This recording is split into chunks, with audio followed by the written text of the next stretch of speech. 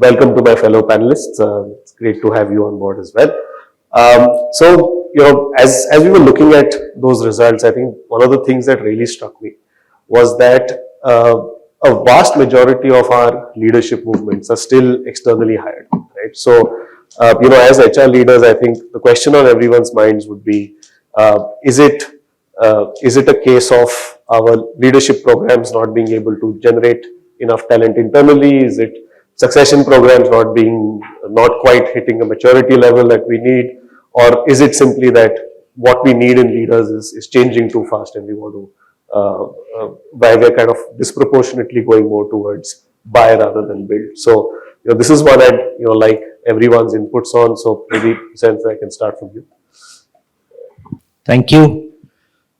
It's a kind of a question which is there, but the way industry is expanding today, if you have to look at talent, then people will scout out. But having spent more than 2 decades in the automotive industry, what we have learned, and it is going to be a little different, we have believed in building talent rather than buying talent. That has been the core of the company that I represent. And here we have believed in actually building talent through the campus route. So more than 90% of the hiring is through the campus route, and we build them through the career ladder and career pipeline.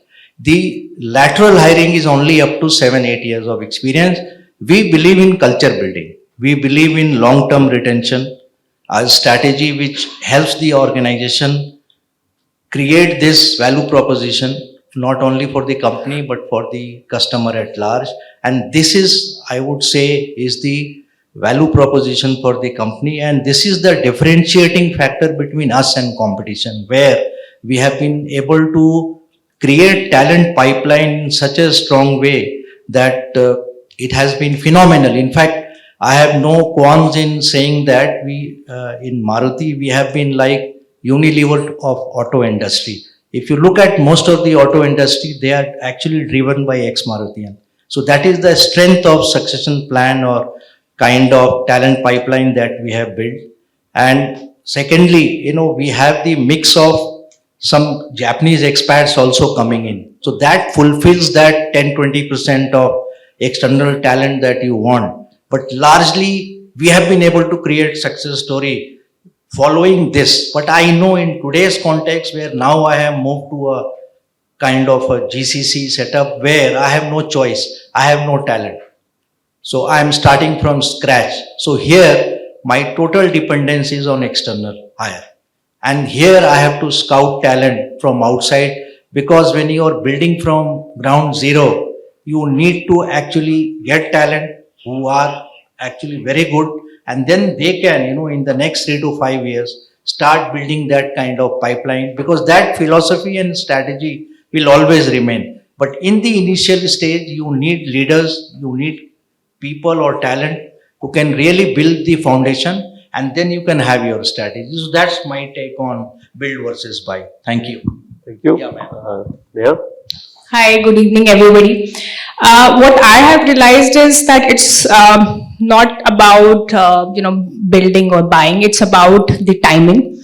It's the phase which company is going through. For example, if you are at a phase where you are building from 0 to 1, right, you will need to buy talent from outside. But in case you are wanting to just grow and encourage your culture in the organization, you want more sponsors, then in that case I would be a strong advocate about building from internally. Second, the reason behind why we have less internal talent getting promoted is because of the succession planning also. Very less organization have structured program these days. And the organization who have programs, I've seen that leaders do not have enough time sometimes to groom, right? Or sometimes it's the will of the person itself. I've seen a lot of people even at a middle level who think they know it all. They think that I already know everything, and they're not open to learn, right? And due to which it becomes difficult for the top management to promote them. and therefore it becomes a need then to bring somebody from outside. And when we talk about succession planning, it's not that you just train somebody by bringing an external trainer and who will give training for 2 days to this person and he will change everything. No. I think the program should start at least 12 months or 18 months well in advance so that the person has enough time, because it's about change in behavior. It may require change in thinking. It may require change in the way person collaborate, because I've seen that a lot of leaders, when they are in second line of CXOs, they work in silos. Okay, but when they're moving to a CXO level, it requires to drive the vision of the company, which means you are no more just responsible for your own function, but you are also responsible for the entire growth of the organization. So we need that kind of set of mindset. So I think if we can do that well on time, then the succession planning or successors internally, the percentage will improve. Otherwise, we'll keep relying on the external talent. I think that's my. Thanks, Neha. Thank you. I think, Aditya, you started a quite, I would say, thought-provoking or a very provocative questions. And I'm sure Sapphire will be interested to once again look at this data and maybe this question to be put it in that and look at what is the data coming out. But maybe I fully agree with my fellow panelists. There is one thing which I would like to say, if I have to be very short and crisp. Build for resilience, buy for disruption. Today's economic environment where we are sitting, and actually it is not no more that, and I think Hussain Sahab, you have already said that if you look at it 20 years back, most of the large companies, they have invested hugely to build talent within. But when the technology or the geopolitical situation, the market is behaving very differently, then you need a leader who can be disruptive. So there is a market which is talking about a balance between buy and build. You cannot only that, okay, no, we are very rigid and only on the building side, or we are talking about on the buy side. I think very important thing which is you're connecting with the succession management. Now there are inherent skill set which is you have a domain knowledge. But let's talk about it. Many things which you would like to look at. Now all banking companies want to be the fintech companies and all fintech companies wanted to be a banking company. Now what they will do, they cannot build, they have to buy. So I think this is my small take is that it has to be a balance between both.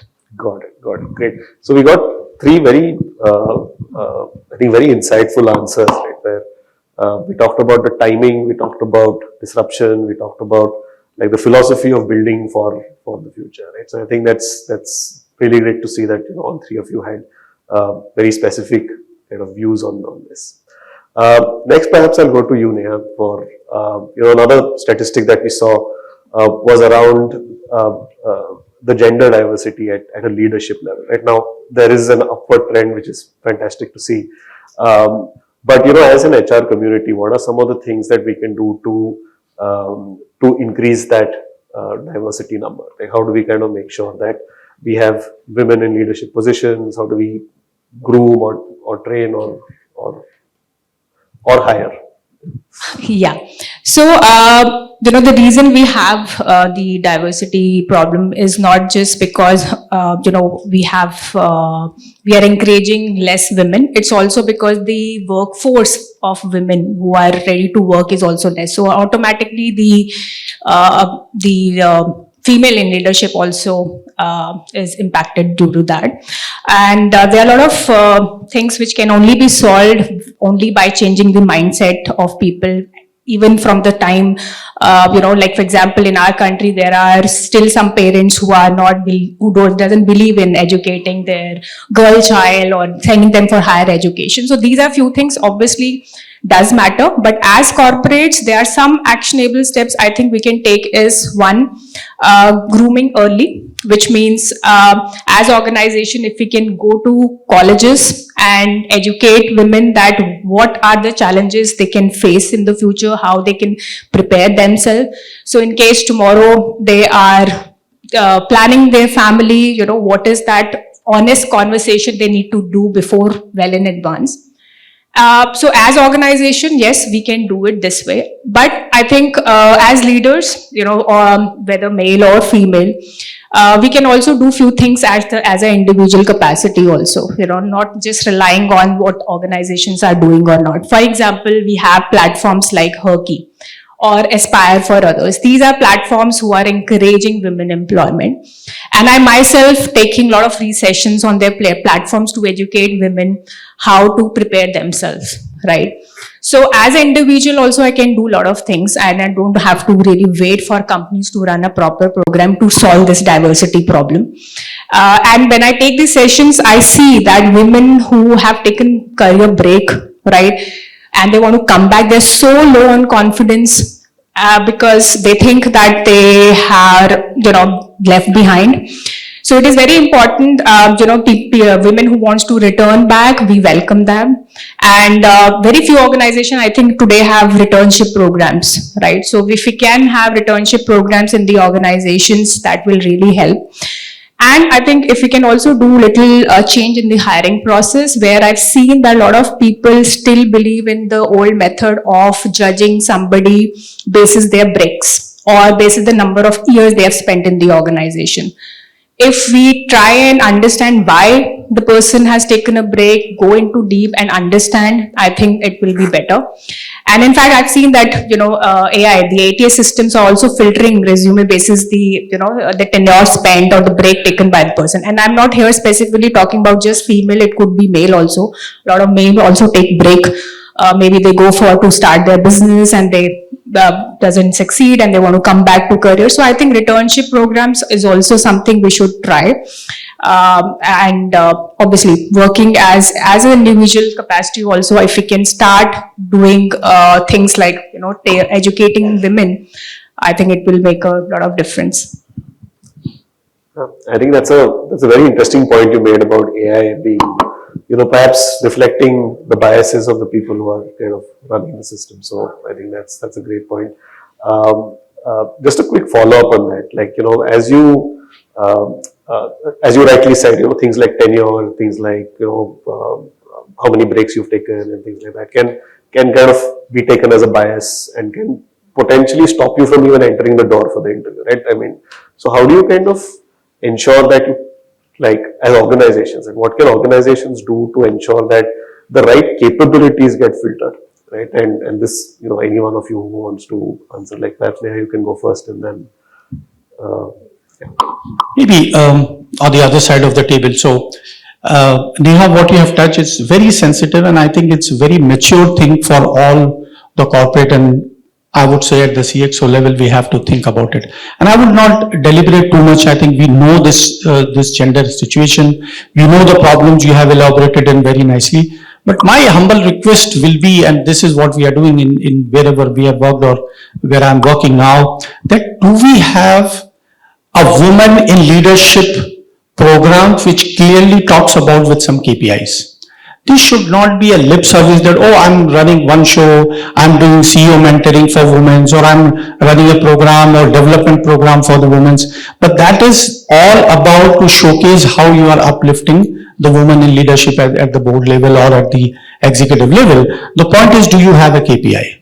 Do you have a roadmap you will talk about that within 3 years, I would have out of my 7, I will have 3 or I will have 2. I'm not saying that you should have a percentage, but at least you should move. I think this report, once again, compliment for the report. If you look at it in the hiring stage point of view, lot of women we are buying. I'm sorry to connect back, we are not being able to build. So if we can put a little more efforts in building and assuming that there are certain breaks and certain support system. For example, in our company, we give not only just the basic kind of leaves for the breaks which we are taking, but we are extending up to 1 year as well.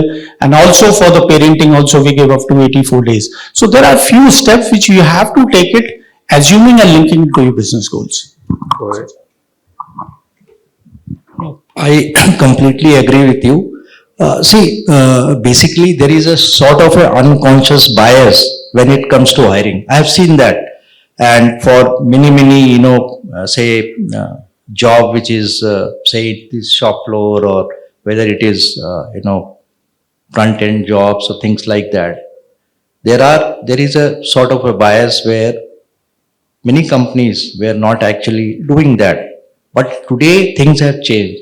First, you have talent available wherever you go, either lateral or at campus. I am surprised that in mechanical engineering or in many other such areas, there are women, I mean, they are dominating actually. And then there is a diversity hiring which companies are promoting to the extent that the shop floor, for example, just to give you an example, it is a very tough and a difficult job. It was, I mean, there was a time when there was not even single supervisor also who is a woman.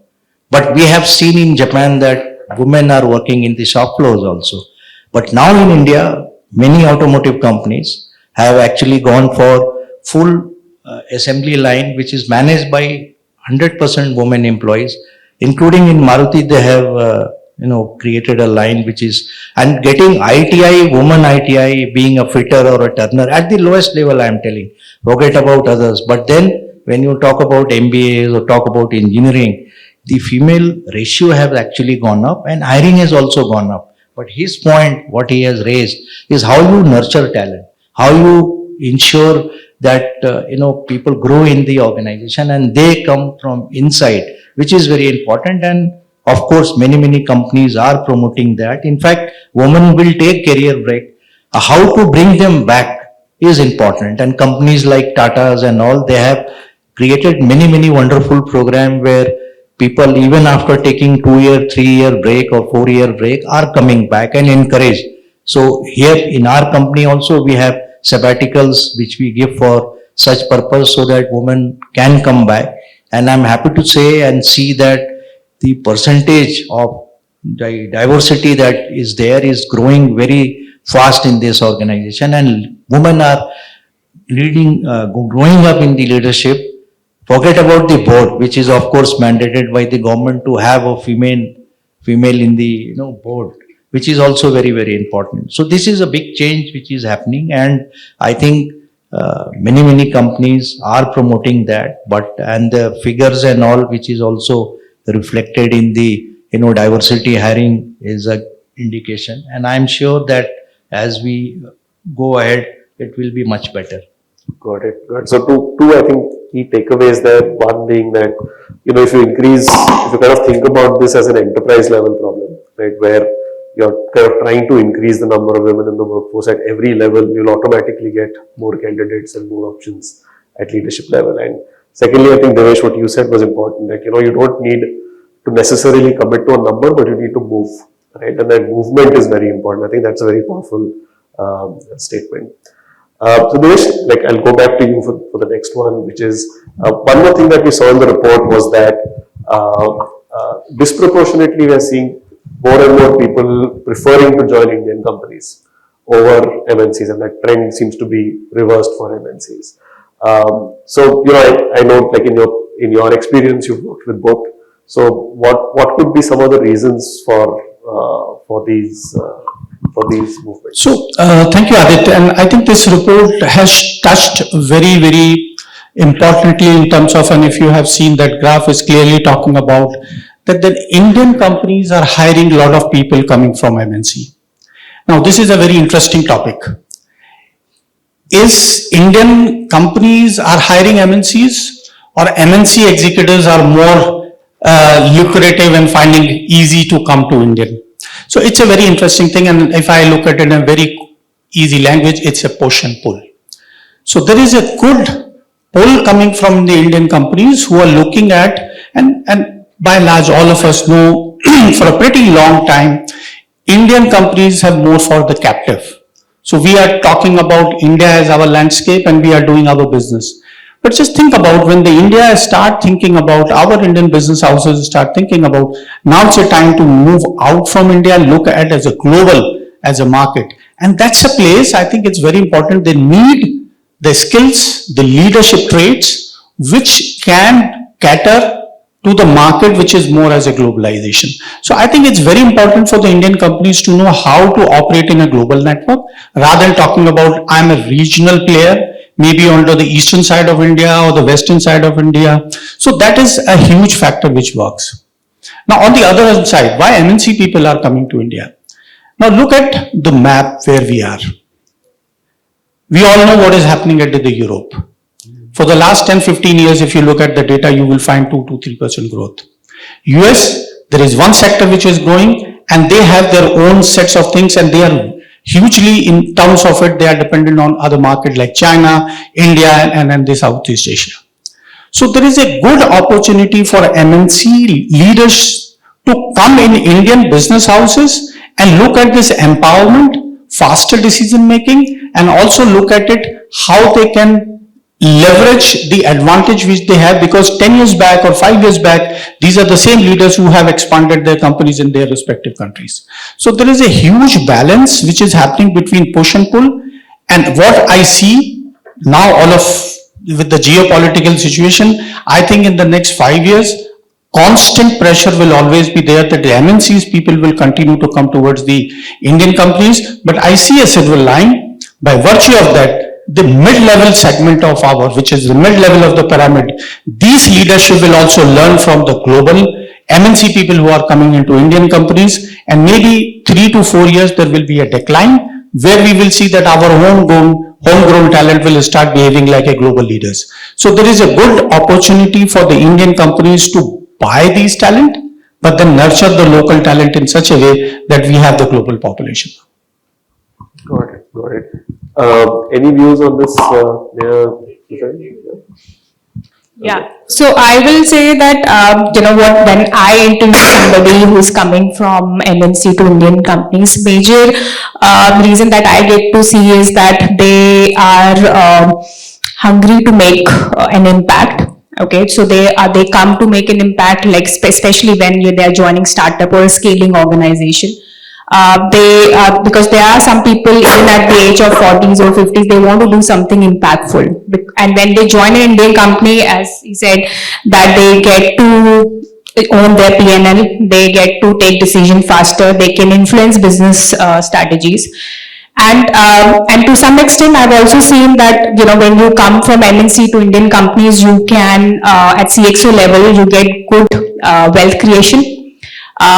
Because you get to have ESOPs, you have a lot of wealth creation possibility that you can get. While you are working in MNCs, there are wealth creation programs there also, but I've seen majorly there are some capping or limitations. But when you come to Indian companies, there are a lot of wealth creation that you can earn when you move from. Because as I said, they bring a lot of good talent, right? And company knows that if they join us, they will bring a lot of value. So they are ready to pay and give them good wealth creation options.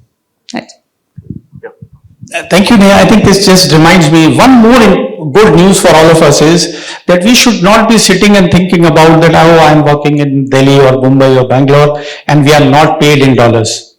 Now, if you look at it, the market parity as far as the comp parity is concerned, it's now becoming at the CXO or that level is becoming 80-20. So it's quite an opportunity also, and that's why they are also coming, because they can ask a little 10% more. So it is a 70-120 kind of a range where these people are getting good comp, as you said.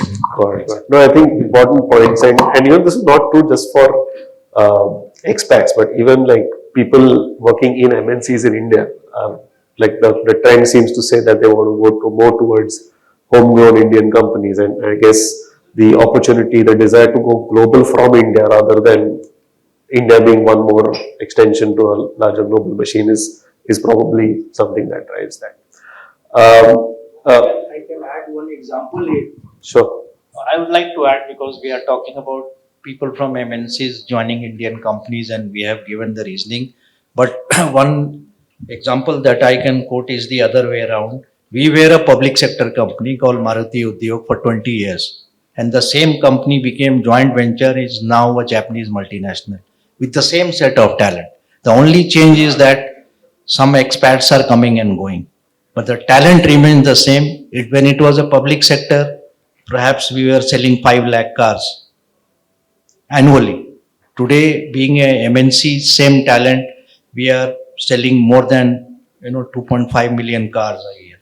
So that's the transition. So it can be both ways. That's what I am trying to say. Okay, people from MNCs are joining, but here you see a totally different success story where a typical public sector company transitioning into a MNC and still being successful. Yeah, fair enough.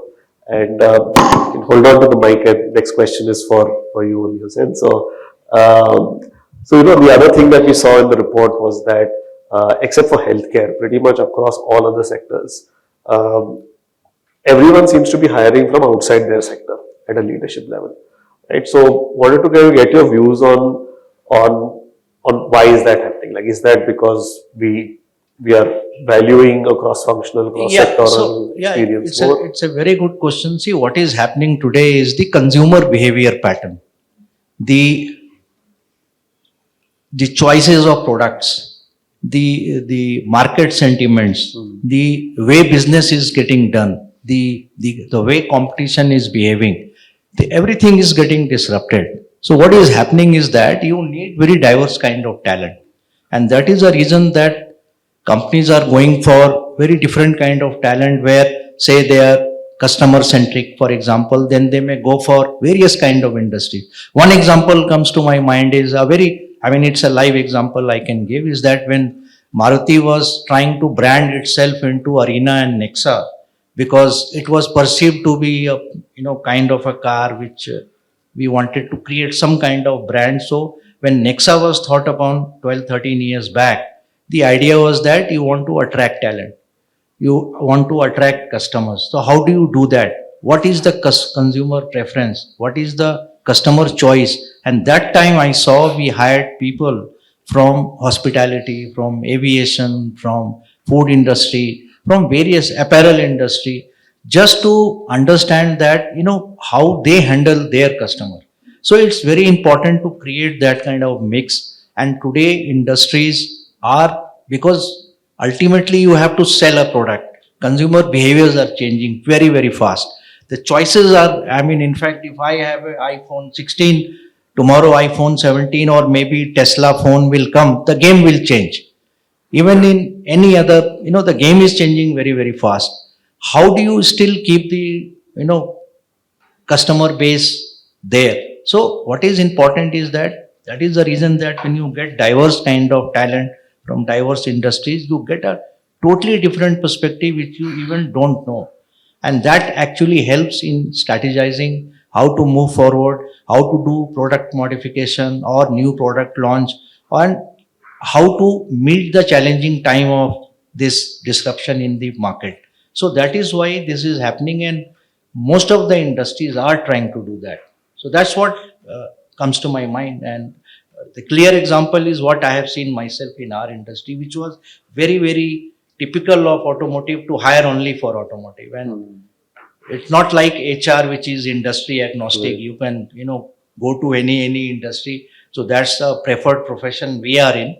But what I have seen for tech guys and for sales or surveys or many other quality, they will essentially come from the same area. Like you are in pharma, most of the product and people will come from the pharma industry. But then when you have many other products coming in, the game of sales is changing, then you will take people from very very different kind of, like e-commerce has changed the game. How do you do internet kind of business, B2B and B2C kind of a thing? So all this knowledge is required, and that's why this kind of hiring is happening. Good, good. And a quick follow-up on that, like you said, there's a lot of disruption, a lot of new kinds of sectors and industries Behaviors that are coming changing in. today. So if you look at some of the big trends in India today, right? So for example, there's this GCC boom, right? Yeah. Where GCCs, not just your traditional, GCCs which did the Tech, more you are talking about downstream tech. stuff. You but- saw the data, Yeah, what's happening in the tech industry. GCC is nothing but tech. Right. So with tech, with startups, with freelancing becoming more and more, acceptable, how is that kind of impacted leadership hiring? No, see, let me first tell you, if you talk about GCC per se, almost 2000 GCCs are operating in India now, which is the third largest in the world after US and China. And the way the GCCs are, growing, it's phenomenal. Bangalore, Pune, Hyderabad, Chennai, and then smaller cities, all are hub of the tech. And the game is changing here. You're talking about AI, disruption, various kind of things. And if you look at the startup ecosystem which is happening in India, it's phenomenal. With take any sector. So say my sector is mobility. And as a company, we are nurturing them, and the kind of talent which is coming is phenomenal, and people are from industry actually, basically I would say they are mentoring, startup ecosystem. They are incubating startup ecosystem, and so is happening with many sectors. When I talk about the tech or technology behind that, banking GCCs, they are doing phenomenal job. And if you look at pharma, if you look at digital drive which is happening, so it's something which is growing in the one of the most fastest way. In fact, as tech you are talking about, I am sure in your next report you will split tech into telecom and GCC, which is seeing a huge boom in terms of attracting talent, not only from India. The talent from overseas are also coming into India. I was just last week in Bangalore in one of the largest confluence of GCC, where 6,000 delegates I could see, and they were from all over the world. And Bangalore was the hub for that. And look at, I mean, the kind of excitement that you have in this area, and India is playing a big role in that. Good, good, fantastic. Want to add anything?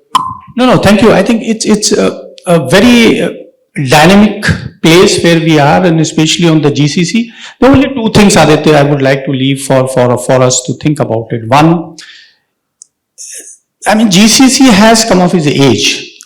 If you recollect, all of us have started GCC as more of a KPOs and a concept of cost center, that we are giving a cost advantage to the other countries. But I think my wish, and this is where I will leave this and not to delve more, that it is not a global capability center, it is a global value-added services. We are not talking about that we are giving you a cost advantage, but we are giving you a knowledge advantage, we are giving you value add. The global capability centers are no more going to give you a cost advantage. These are not cost centers, these are the profit centers, and these are the value-added services. And this is something which we need to think, and sometime back we were talking about, our skill set which is there in this country is phenomenal. And we should not be looking at that, okay, we have a cost advantage, so give me shared service center or a finance center. We can create, and especially Bangalore, Hyderabad, these are the places full of knowledge. And I think this is going to be a very exciting journey. Right. Excellent. This is an industry which is growing like anything. I am new to GCC, and what I am seeing is happening around is phenomenal. I mean, being there, something very new for me. I have been out and out in manufacturing and automotive, but moving into automotive GCC is opening a new window altogether. I mean, I am seeing a different world altogether. I mean that is way too way high, I am telling you. And the kind of intellect, kind of knowledge that they bring in is phenomenal. And the kind of R&D, ERD which is happening in India is phenomenal. Actually, if you look at global automotive makers, their entire GCC, entire research is happening in India, whether it is Mercedes, or whether it is Volvo, or whether what Bosch is doing. I mean, these are things which is really, I mean, surprising for us, the way India has moved in that. I mean, that area we were just talking as technology, but we have to go deep, slice it like that. Right. Yeah. Absolutely. Okay, great. So, one final question for all the panelists. We've talked about all the trends, but if you think about it as HR leaders, right? What are some of the, if you had to call out maybe the top 2 or 3 attributes that you look for in top leaders, right? Your CEOs, CXOs, absolute top of the house leaders. What would those be, right? And given that we've talked a lot about the disruption, we've talked about consumer preferences, we talked about AI, we've talked about the generational shift that's happening with Gen Z and Alpha coming in. What are some of those, if you had to call out 2, 3 top attributes that you look for? So if I look at it the next 2 to 3 years, and we spoke about MNCs to Indian companies or Indian to MNCs and multiple things, I think two very important thing, and either you're in HR or you're a business house or anywhere, two things which we need to be very, very clear. One, I would call it culture careers. We are not talking about a star performance. All the executives who can carry the culture better would be able to succeed.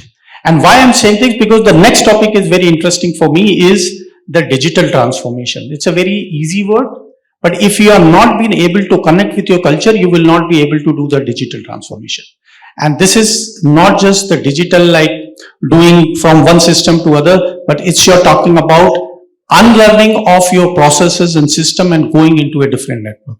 So two pieces from my side, that the leaders should be a culture careers and they should be digital savvy. Okay, great. Culture carriers and digitally savvy. I'll say that a skill called humility is something we should look at in the CXO level.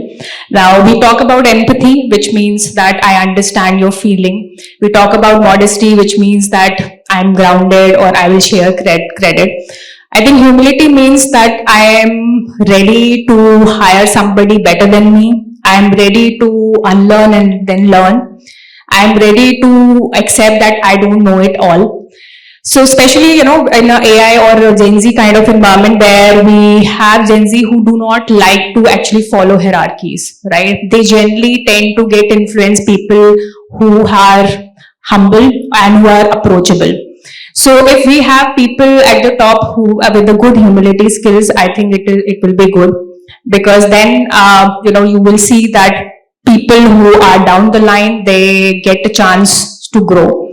And at CXO level, I've also seen when you hire somebody, a lot of time they come with you can say kind of legacy baggage also at times. For example, if you are hiring somebody, say at CEO or a CHRO for that matter, I've seen the people try to recreate whatever they have done in the past organizations. So it is very important that they are open to accept that now they are in a different new environment, right? And they co-create something when they're joining a new organization. Because otherwise, if you're recreating same thing what you were doing in the previous organization, you may not succeed, because this organization is different, people are different, and there is a different vision or goal that you are here to achieve. So I think these two things are very important, open to adaptability and open to learn and being humble. Okay, great. I think humility is a very different, unique one that perhaps most people don't say. But thank you for that. Yeah, so I have 2-3 perspectives I'll add on this. So today, in today's time, essence is speed. Everything is about short cycle time. So what you need, a kind of a competency or a mindset, is called pragmatic orientation, which means you have how you can act fast and iterate faster, how you can be resourceful. This is one of the biggest trait, which is if I sum it up, it's something similar to agility. This is what is required in today's leadership. Your pragmatic orientation has to be, very high. How you can act fast and iterate faster, how you can be resourceful, how you can be agile. This is one. Second is called cognitive flexibility. This is very important because today it is an ambiguous world. It's a VUCA world, or so many words are there. So cognitive flexibility is that how a leader adapt to a different situation. Because today you have global dynamics, geopolitics. How do you quickly adapt to the changing scenario? Or another part of this is how to let go of the past belief. What got you here will not take you there. So dynamics are changing. So one of the biggest leadership quality which we look at is cognitive flexibility is there, but cognitive flexibility to adapt effectively in the changing dynamics and let go of the past belief. These are two very important. Digital dexterity he has already talked about, but basically they need to have a non-linear thinking. Nothing is linear. Today it's an ambiguous world. So that another competency which is required is important, and rest she has already talked about, but just let me add resilience and empathy. This is something which is required as a leader, and this is nothing but person should have perseverance, endurance, which is required in today's very taxing kind of a world. It's very challenging, and employees, the companies, they all do go through various cycles, and that's why we are talking about mental health, we are talking about wellness, we are talking about so many things, because of the stress that people go through. The leader should have endurance, perseverance, and he should be able to drive that kind of culture in the organization. He has already talked about it. So this is what comes to my mind. Thank Okay, you. excellent, excellent. Thank you so much. And with that, our time is up. So, first of all, let me thank all our panelists for coming in and giving us such insightful comments.